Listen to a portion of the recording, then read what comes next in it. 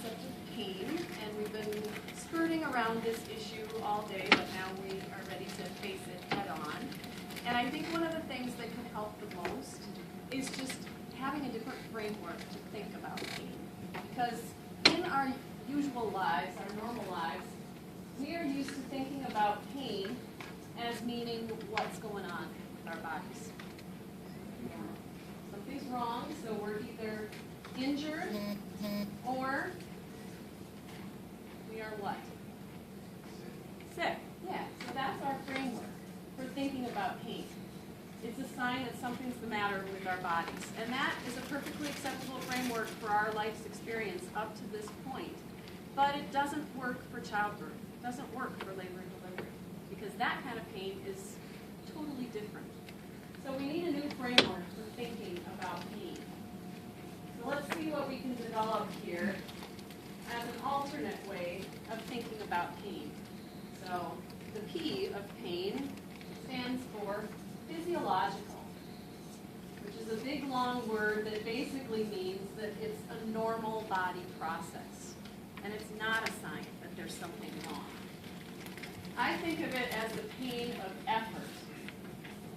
So it's basically the discomfort that comes when your body is working really hard.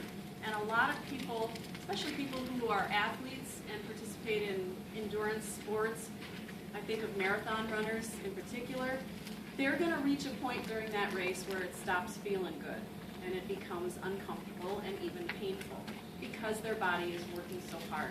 And that's what the pain of childbirth is like. It's the pain of effort.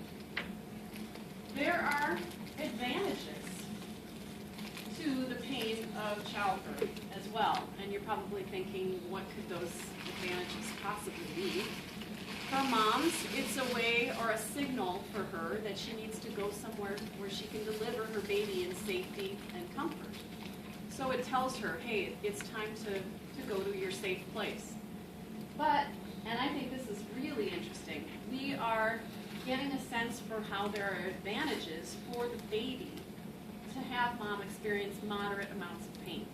And this is some very new research that has just come out in the last couple of years that has shown that when moms are experiencing moderate discomfort, the kind of discomfort that you would feel in the first couple of hours of a natural labor, there are chemicals that mom's body releases, and they travel all throughout her system. They travel through the placenta and get into your baby's body. And they trigger some changes in your baby that actually help them get ready for living outside the womb. So a couple of things that it does for baby, it reduces their oxygen needs, which is good because babies do sometimes get a little bit oxygen deprived during labor and delivery. It also helps them regulate their temperature. And sometimes after babies are born, they have a hard time staying in that sweet spot, not too hot, not too cold. So those chemicals that come from mom help them to regulate their temperature a little better. And probably the most important piece of it is that it helps babies to start emptying their lungs of fluid. So all during a baby's pregnancy, they have liquid in their lungs. And they actually do practice breathing that liquid in and out. But now when they are born, they need to suddenly transition to breathing air instead. So pain triggers this process of them starting to empty that fluid out of their lungs so that they can be ready for their lungs to inflate when they take that first deep breath. This is also why we see some babies struggling a little bit with respiration at the beginning, particularly babies that have had a really rapid labor.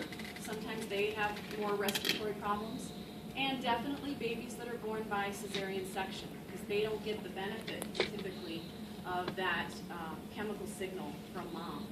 So we do see more respiratory issues with C-section babies. The pain of labor is also intermittent.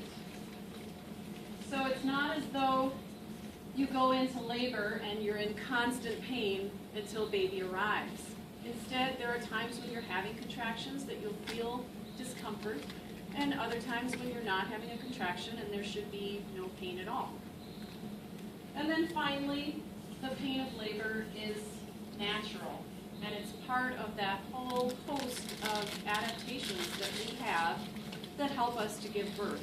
Everything from the chemical signals, the hormones that circulate, that soften the joints in our pelvis so that as you give birth, it's able to flex and open and stretch.